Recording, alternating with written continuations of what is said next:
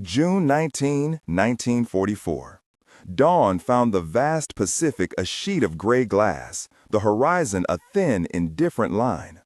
Over that line, the carriers of Task Force 58 poured men and machines into the sky. Above them, in stratified bands of altitude and intent, American fighters climbed to meet a Japanese fleet that still believed in the power of pilot skill and the legend of the Zero.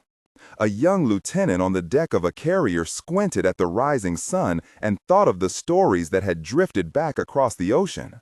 That the Mitsubishi A6M was a bird that danced, a blade that would outturn any American iron. They had laughed at first when reports came of the new Grumman F6F Hellcat, too heavy, too slow to match the Zero's grace. They laughed until they met it in the sky. If that morning belonged to a moment, the war that produced it belonged to a trajectory. The shift from individual valor to systemic dominance. The Hellcat did not win by being more elegant. It won by being harder to kill, easier to fly, cheaper to build, and taught into tactics that exploited its strengths and the enemy's weaknesses. The story that followed was technical and human, industrial and intimate, measured in engine revolutions and in the steady loss of trained men. It is the story of how a machine, born of design iterations, production lines, and doctrine, met a flying tradition and slowly unmade it. If you want the full deep dive on how the Hellcat reshaped the Pacific Air War, stick with this through to the end, subscribe for more historical analysis, and hit the bell so you don't miss future releases. The laughter was not derision so much as habit. For 5 years, the Zero had defined the air war over the Pacific. It had range to cross islands and return. It had a light wing loading and responsive controls that let a skilled pilot make it cling to an adversary's tail. Early in the conflict, Japanese pilots flew with a confidence that came from training and early victories. Saburo Sakai and Hiroyoshi Nishizawa, names that would become synonymous with aerial excellence, learned to treat their machines as extensions of themselves. The Zero was, in their hands, almost an extension of the pilot's body, light, swift, and unforgiving in the sense that it demanded finesse. American pilots who faced it early learned that to survive they had to adopt defensive tricks, to nurse speed and avoid low-speed dogfights that favored the Japanese fighter. The Hellcat answered a different set of questions. Grumman engineers, working from the lessons of the F4F Wildcat and the hard realities of carrier operations, designed a fighter around power and survivability. The Pratt & Whitney R2800 Double Wasp offered horsepower in abundance. The airframe was robust, landing gear strong enough for the brutal business of carrier deck landings. Armor protected the pilot and vital systems, and fuel tanks were self-sealing. Armament was plentiful, 6. 50 caliber Browning machine guns in the wings, and the K-14 gun sight eventually gave American gunners a better chance to put rounds on target at the crucial moments. The F6F carried weight where the Zero shed it: armor, ammunition, structure. Where the Zero had been a dancing sword, the Hellcat was a machine that bore weight as strength. Design, however, is inert until doctrine and training animate it. From the beginning, the United States Navy moved to align the Hellcat's use with industrial advantages. The fighter was forgiving. Novice pilots could be taught energy management more rapidly in an airframe that would punish mistakes less ruthlessly. American training emphasized maintaining speed and altitude. Energy fighting, often called boom and zoom, a set of tactics that capitalized on the Hellcat's superior dive performance and power-to-weight ratio. Rather than trading slow turning fights with the Zero, Hellcat pilots were instructed to climb above adversaries, dive in to deliver a high-speed pass, and then use their power to climb back to altitude. Each engagement thus compounded an advantage. Every time the Hellcat converted potential energy into a firing pass and then escaped, it preserved itself and cost the enemy a costly repositioning. The contrast appeared starkest in the great carrier battles of 1944. Over the Marianas, in what contemporary reporters would later call the Marianas Turkey Shoot, American pilots, many flying Hellcats, found Japanese formations brittle.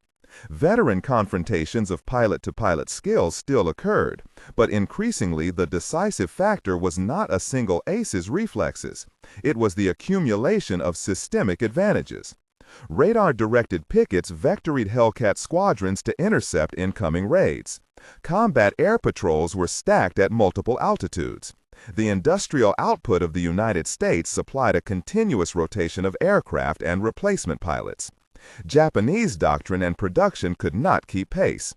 The A6M remained a superb dogfighter in the hands of a veteran, but its lack of armor, its vulnerable fuel systems, and a training pipeline increasingly starved of fuel and time meant that many pilots met Hellcat guns without the experience needed to exploit their plane's strengths. Personal accounts lend texture to the technical picture. A reconstructed entry from a Japanese pilot's notebook, written as a memory rather than a literal transcript, captured the strange new impression of the Hellcat. It was larger, heavier when turned. It did not dance like our planes, but it struck and held. It came fast and bore weight like a man wearing armor. An American carrier mechanic in a Bethpage factory would later describe the Hellcat as a worker's plane, one designed with ease of repair and interchangeability in mind. Parts manufactured in jigs and assembled by shift crews whose skill lay not only in hammer and rivet, but in an economy of repetition. The machine was not a poem, it was a product. Production numbers mattered in ways that felt abstract at first and brutal later. Grumman and other American firms produced Hellcats in the thousands. Production systems, line tooling, standardized parts, trained labor pools meant that losses could be replenished. The Japanese war economy, beset by material shortages and logistical choke points, could not scale aircraft production or preserve the flow of experienced pilots. Where an American carrier might return to the sea with a fresh complement of Hellcats and newly trained pilots, the Japanese increasingly sent younger, less experienced men into combat in machines that, by mid-war, lagged behind in protective measures. Tactics mirrored production. American doctrine evolved around the Hellcat's strengths. Combat air patrols were organized with layered altitudes. Radio communication and radar allowed controllers to vector fighters precisely. Gunnery improvements like the K-14 sight increased hit probability at higher closing speeds. Pilots practiced energy retention. If the Hellcat was heavy, it also held energy, altitude, and speed that could be converted into a devastating diving pass. Japanese pilots, trained in a different set of reflexes, were often lured into low-speed duels, into fights where their plane's genius was neutralized. The irony was that what had been a design advantage for the Zero, lightness and agility, became a liability when confronted with a machine designed to avoid those fights. On the morning above the Philippine Sea, squads of Hellcats and Zeros braided and separated like shoals under the sun. American pilots reported in terse, clipped phrases during after-action debriefs. 6 contacts at 10,000, vectored CP, 1 unknown tracked down to 3 bogies. The language of radio and report underscored the systemic nature of the fight. One veteran Hellcat pilot later described the sensation as mathematical. Altitude stacks, fuel state, gun ammunition, and the preservation of energy calculated against enemy flight paths and fuel limitations. In such an environment, the individual skill of even an excellent Japanese pilot was attenuated by numbers and procedure. The human cost of that systemic victory cannot be reduced to arithmetic without losing its edge. Japanese carrier air groups, which had trained and honed elite cadres before the war, found themselves bleeding experienced men at a rate that training programs could not replace.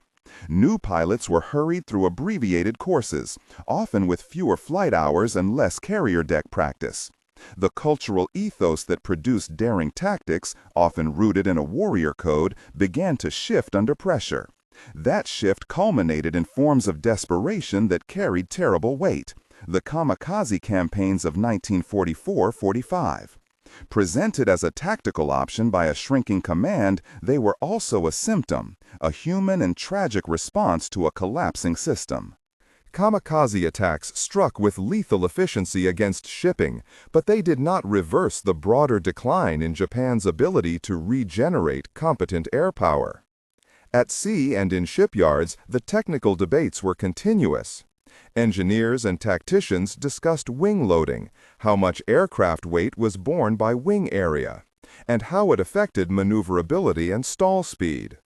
The Hellcat's higher wing loading meant it exceeded the Zero in sustained dives and in dive recovery.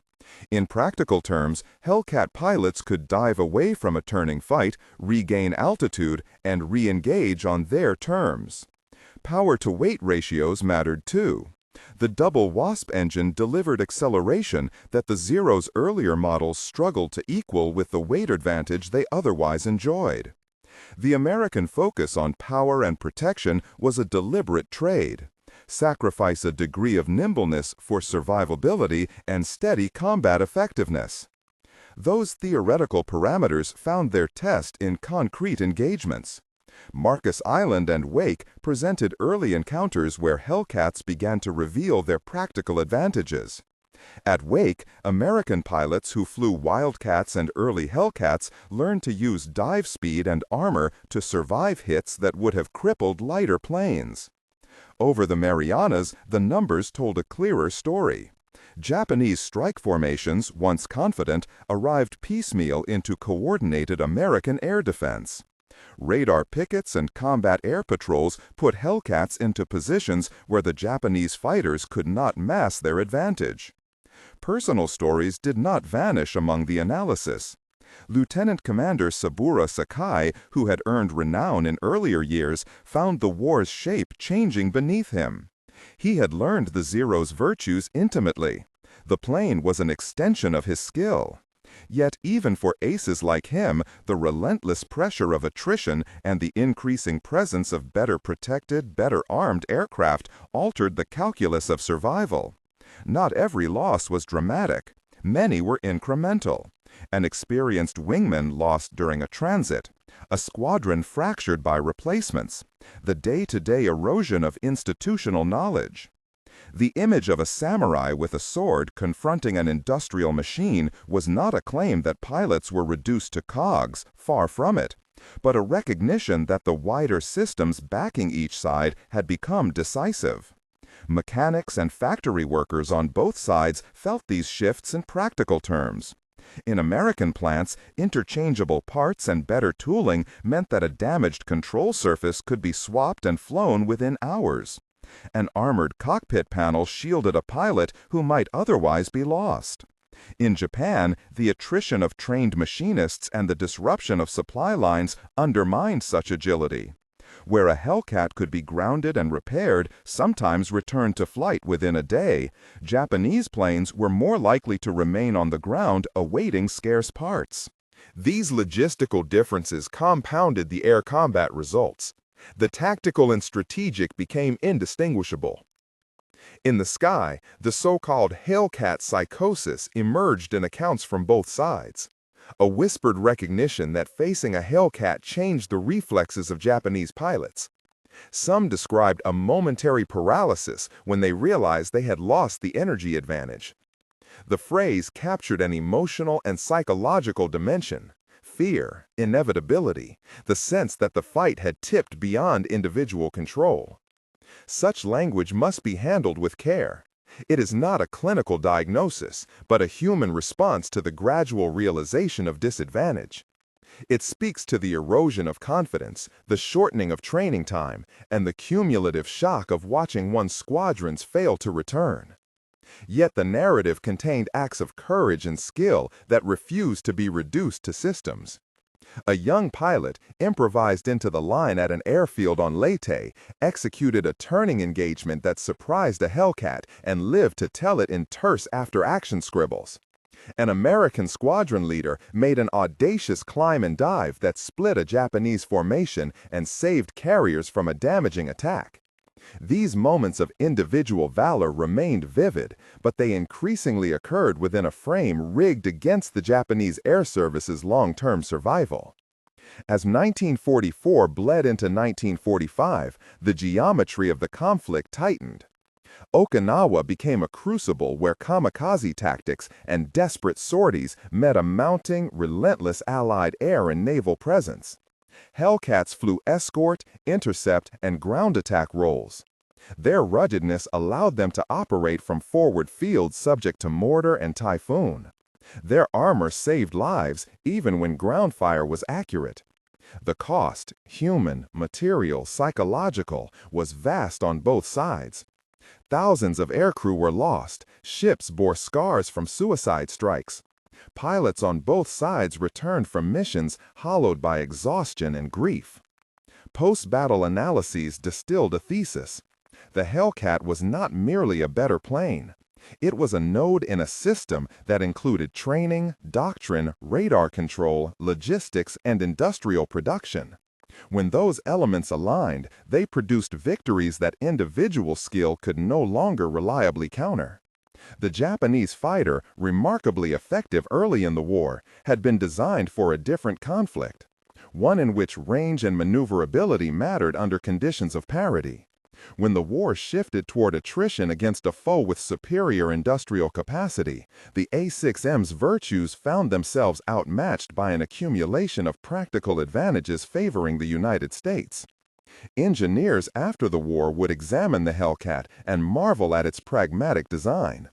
It was not elegant in the romantic sense. It was an exercise in resilience. The airframe could survive damage and still return home. The engine could be serviced quickly. Field repairs were facilitated by standardization and the foresight of designers who accepted weight as a tool rather than a failing. These qualities, interchangeability, maintainability, and power, reflected an industrial philosophy that saw the war as a contest of systems rather than men alone. Where the Zero had been a superb weapon for a certain kind of war, the Hellcat embodied an approach that fit the United States' industrial reach. The final months of the conflict confirmed the trajectory. Carrier after carrier returned with fewer planes than they had launched. Squadrons that might once have been replenished with veteran pilots were replaced with hastily trained men. Japanese training hours dwindled as fuel, aircraft, and instructors became scarcer resources. Those who remained in the air carried the weight of a strategic imbalance that their courage could not erase. In the quiet after the war, pilots and engineers wrote and spoke of the collision between two worlds. Some Japanese veterans mourned the loss of an intimate relationship with their machines. Some American mechanics recalled the pride of producing machines that saved lives. The metaphor of sword versus system persisted because it captured both the cultural difference and the mechanistic reality. One side's plane was woven into an ethos of individual mastery. The others emerged from a capacity to absorb loss and convert effort into sustained operational advantage. To reduce this history to a single sentence would be to flatten its tragedy. The Hellcat did not mock the Zero, it simply participated in a war that had ceased to be decided by the grace of a turn and became instead a contest of endurance and production.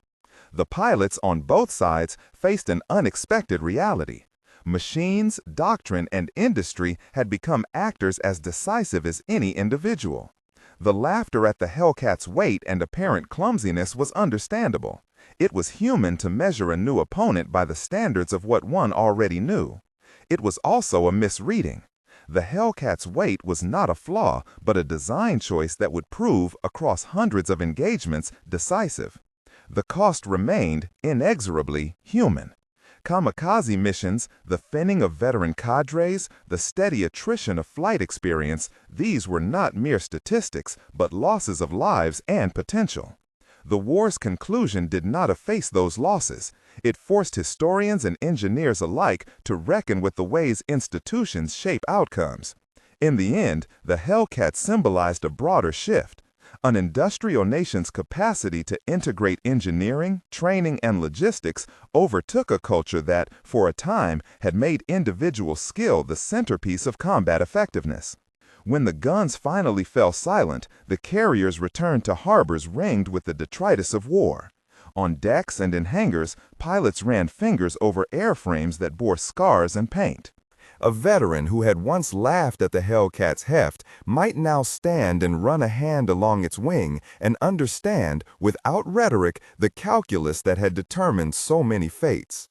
The sky that had once been a stage for personal contest had become an arena for systems, and the Hellcat had been a particularly effective instrument of that change. This account closes with a sober summation rather than a flourish. The Hellcat did not defeat the Zero because American pilots were inherently superior. It defeated the Zero because it emerged from a system that aligned design, production, training, and doctrine into an operationally dominant ensemble. The irony is not lost that pilots who had once derided the Hellcat's weight found, in practice, that such weight was the bearer of survival. In the ledger of history, the sword versus machine image endures not as a simple condemnation of tradition, but as a complex recognition that modern warfare increasingly rewarded systems that could sustain attrition and transform industrial capacity into battlefield effect.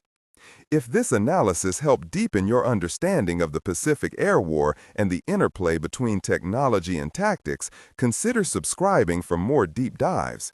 Hit the like button, ring the bell to be notified of future releases, and share your thoughts in the comments. Your perspective matters to this conversation. In the years that followed, the Hellcat's story settled into two overlapping archives.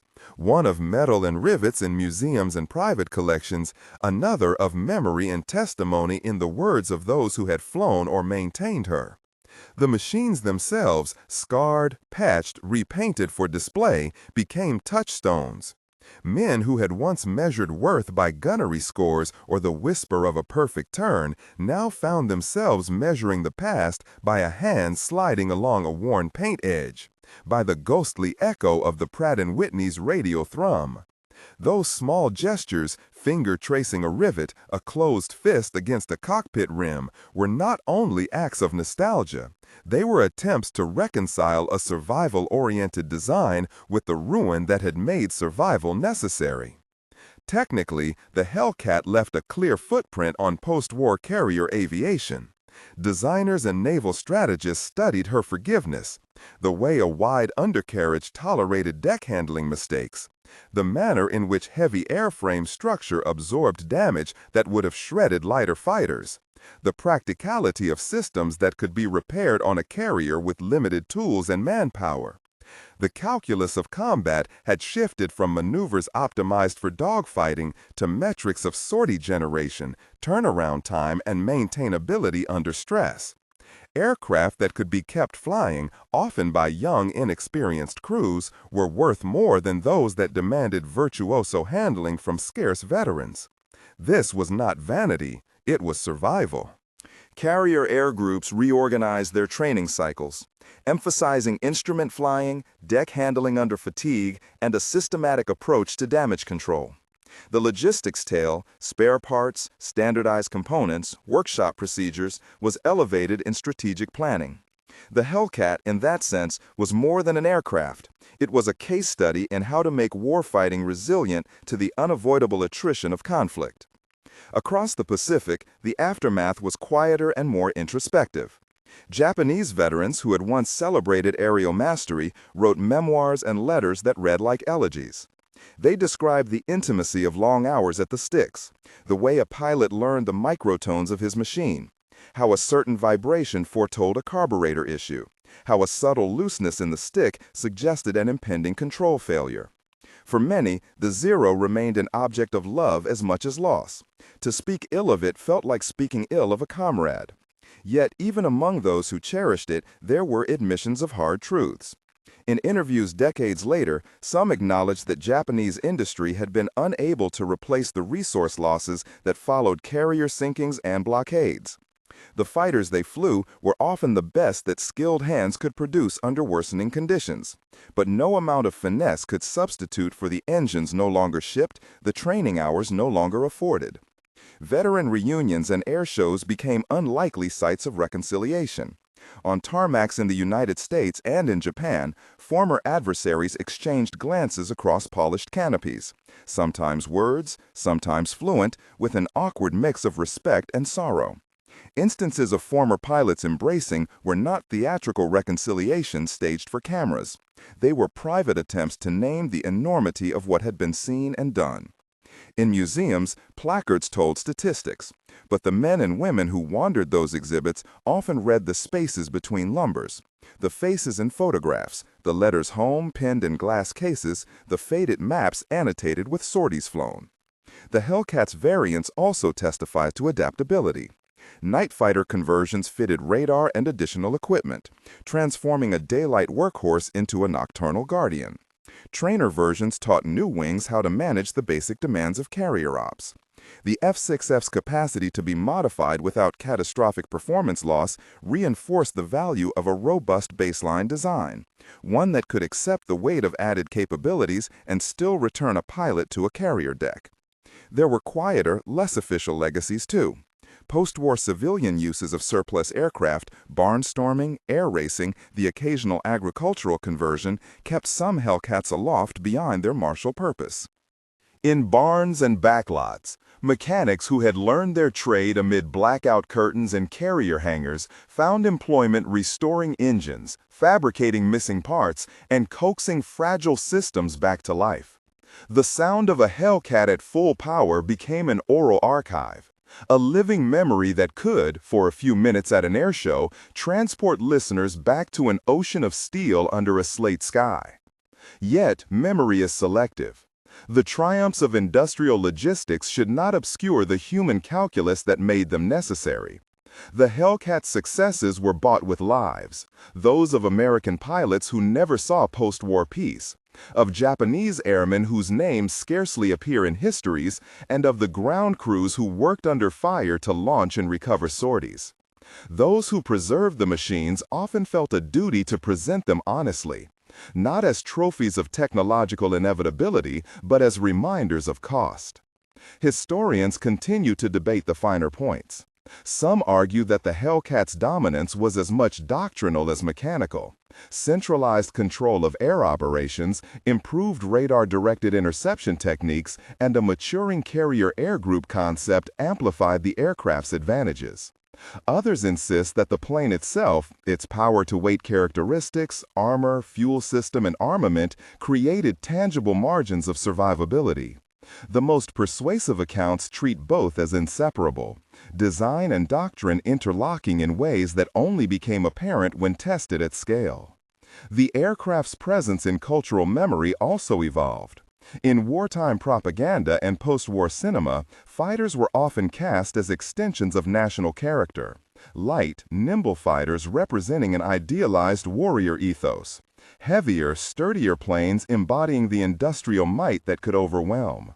For contemporary audiences, such binaries feel reductive. Modern scholarship tends to resist romantic polarities and instead maps influences across systems.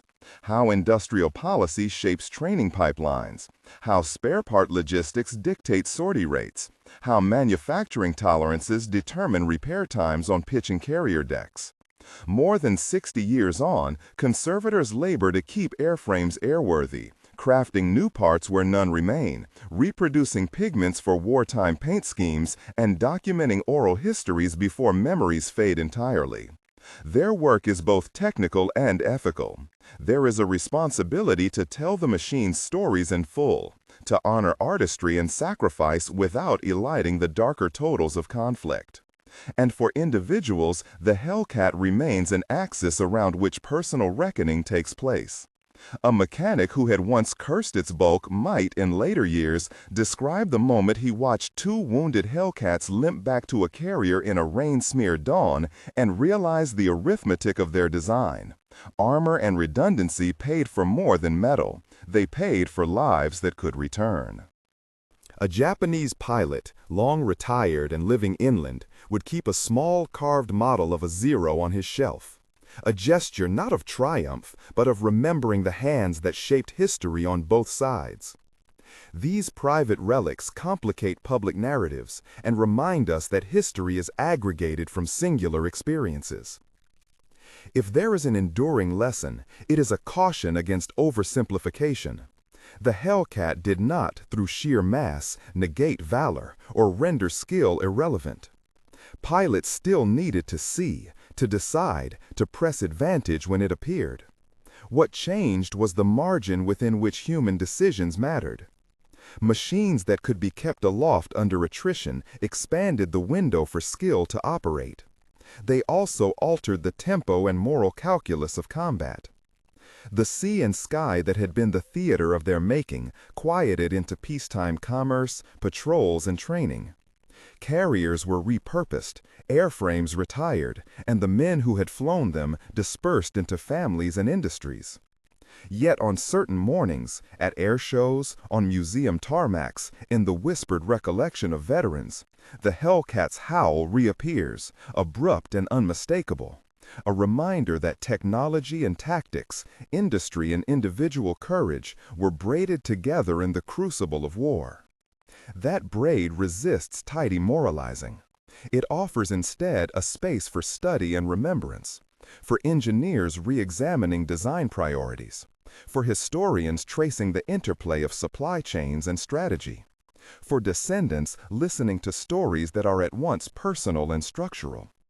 The Hellcat's service is thus a prism, refracting questions about how societies prepare for conflict and how they measure the worth of lives within broader systems. In the end, the Hellcat remains what it was in war and what it became after, an instrument of survival that carried with it the burdens of its time. Where some will forever see a clumsy contrivance redeemed by production lines, others will always recall the Zero's grace and the pilots who learned to fight beyond it. Both memories are true, and the space between them is where the human story of aviation in the Pacific continues to be told, one rivet, one cockpit, one life at a time. Across museums and hangars, these personal reckonings shaped decisions about what to restore and what to let remain as ruin. Curators learned to ask questions that were not purely technical. Whose story will live inside this cockpit once the paint is stripped and the panels are opened? Which blemishes will be preserved as testimony, and which will be smoothed away in the service of spectacle?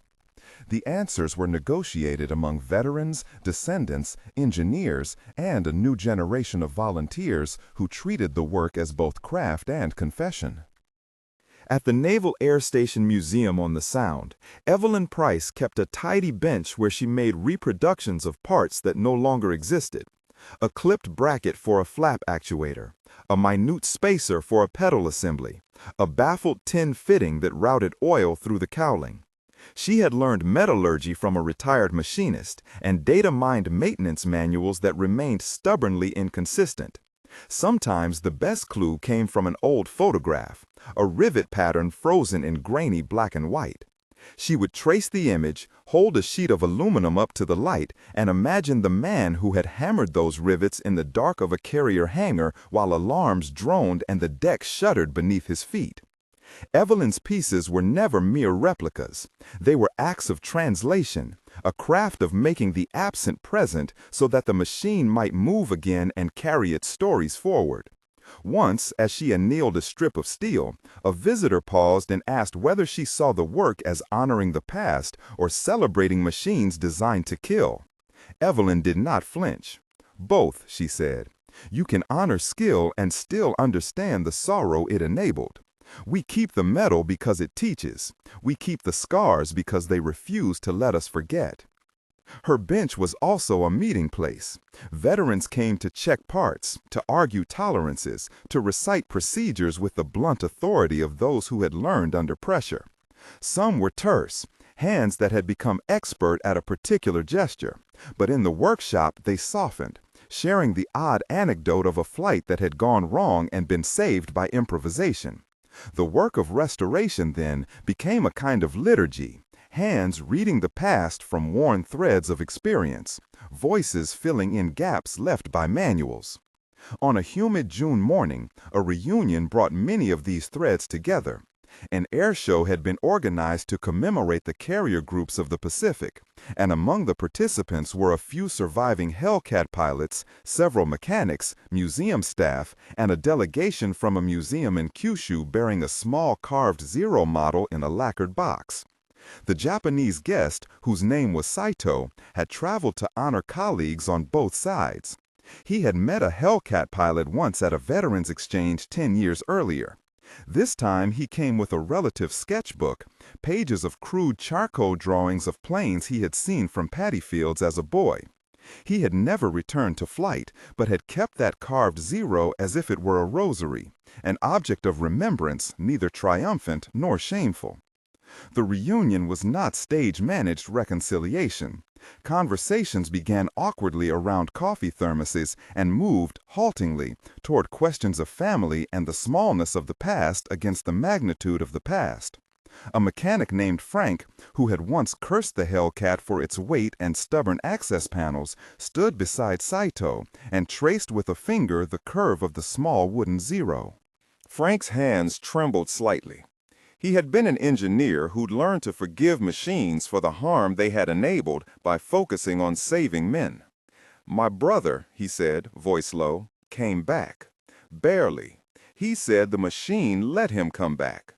Saito did not translate apology into words. Instead, he opened the box and turned the model over in his palms, as if feeling the grain of life itself. The air show that afternoon was both spectacle and sermon. The restored Hellcat, pristine and repainted to the gloss of collective memory, taxied on to the field. The pilot who climbed into its cockpit was young, part of a new generation whose heroes were often digital and distant. But he had studied oral histories, had practiced vintage cockpit drills, and had earned the trust of the conservators who had prepared the plane. He ran the engine, and the R-2800 Double Wasp answered with a living, belching growl that filled the hangar and spilled out across the tarmac. For a moment, between the first ignition and the taxi-out, a hush passed through the crowd, as if everyone were holding their breath to hear the past speak. The Hellcat's takeoff was not only a mechanical achievement. It was a choreography of risk consented to by many hands. The crew chief gave a short nod, and the pilot, strapped into the narrow world of his cockpit, lifted off as the crowd applauded. From the bleachers, veterans watched with varying expressions, some with the unsmiling focus of those who had once performed under fire, others with tears that came unbidden. Evelyn, at her bench, folded her arms and listened to the engine. Saito, clutching the wood Zero, closed his eyes and let the sound pass through him like a tide. Frank watched the plane vanish into the blue and felt the old arithmetic of survivability, armor, redundancy, the mercy of design draw a thin line between a body returned and the many that had not. Moments like these raised hard questions about pedagogy and memory. In classrooms and on plaques, histories can flatten into heroics, lists of kills, of production numbers, of decisive battles. But personal encounters with artifacts reinserted detail and complexity. A child who saw the Hellcat up close might ask why planes needed guns. An engineer might ask how a particular bracket had been fashioned in a field shop with nothing but bent tube and ingenuity. Such questions required institutions to respond with nuance, labels that acknowledged technological prowess while also naming loss, guided tours that gave space for veterans' voices rather than letting the museum speak alone. Outside the museum, in communities shaped by shipbuilding and decommissioned bases, the Hellcat's presence influenced identity. Workshops that had been closed after the war were reopened, at least temporarily, as centers of craft and apprenticeship. For towns that had once been supply nodes, the revival of historic aviation tourism brought economic life, but it also required ethical considerations. Whose stories did this tourism center? Who profited and who remained marginalized in the narrative? Local historians formed committees not to police memory, but to broaden it, to include shipwrights, laundresses, dispatch clerks, the names of enlisted men who rarely found mention on enamel plaques. In research libraries, scholars traced the Hellcat's influence beyond battlefields.